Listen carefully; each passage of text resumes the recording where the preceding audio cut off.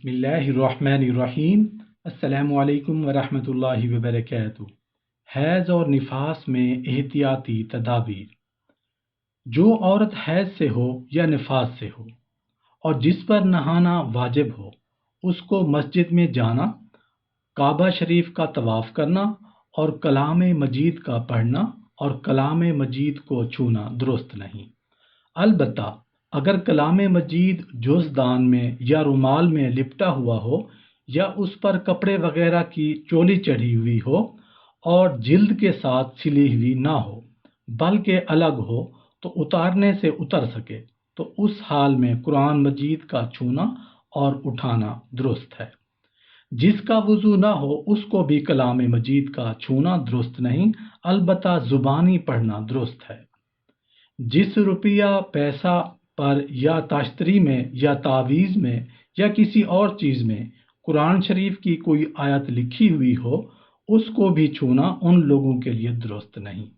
البتہ اگر کسی تھیلی یا برتن وغیرہ میں رکھے ہوں تو اس تھیلی اور برتن کو چھونا اور اٹھانا درست ہے۔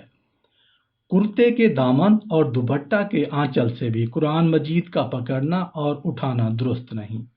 البتہ اگر بدن سے الگ کوئی کپڑا ہو جیسے رومال وغیرہ، اس سے پکڑ کر اٹھانا جائز ہے۔ حیض کے زمانہ میں مستحب ہے کہ نماز کے اوقات وضو کر کے کسی پاک جگہ تھوڑی دیر بیٹھ کر اللہ اللہ کر لیا کریں تاکہ نماز کی عادت چھوٹ نہ جائے اور پاک ہونے کے بعد نماز سے جی نہ گھبرانے لگے۔ کسی کو نہانے کی ضرورت تھی اور ابھی نہانے نہ پائی تھی کہ حیض آ گیا، تو اب اس پر نہانا واجب نہیں، بلکہ جب حیض سے پاک ہوں تب نہائیں۔ ایک ہی غسل دونوں باتوں کی طرف سے ہو جائے گا۔ پوری آیت نہ پڑھیں بلکہ آیت کا ذرا سا لفظ یا آدھی آیت پڑھیں تو درست ہے، لیکن وہ آدھی آیت اتنی بڑی نہ ہو کہ کسی چھوٹی سی آیت کے برابر ہو جائے۔ اگر الحمد کی پوری صورت دعا کی نیت سے پڑھیں اور دعا جو قرآن کریم میں ان دعاؤں کی نیت سے پڑھیں، تلاوت کے ارادہ سے نہ پڑھیں تو درست ہے۔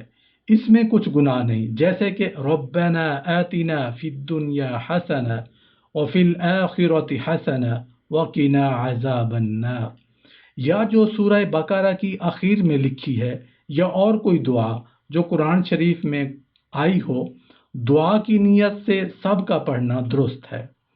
دعائے قنوت کا پڑھنا بھی درست ہے۔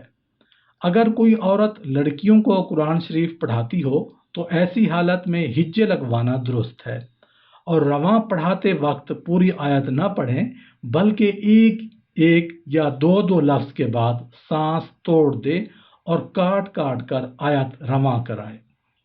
کلمہ اور درود شریف پڑھنا اور خدا تعالیٰ کا نام لینا، استغفار پڑھنا یا کوئی اور وظیفہ پڑھنا جیسے لا حول ولا قوت الا باللہ العلی العظیم پڑھنا منع نہیں، یہ درست ہے۔ آپ یہ اس طرح کی چیزیں پڑھ سکتے ہیں، چھوٹی چھوٹی دعائیں استغفار پڑھ سکتے ہیں۔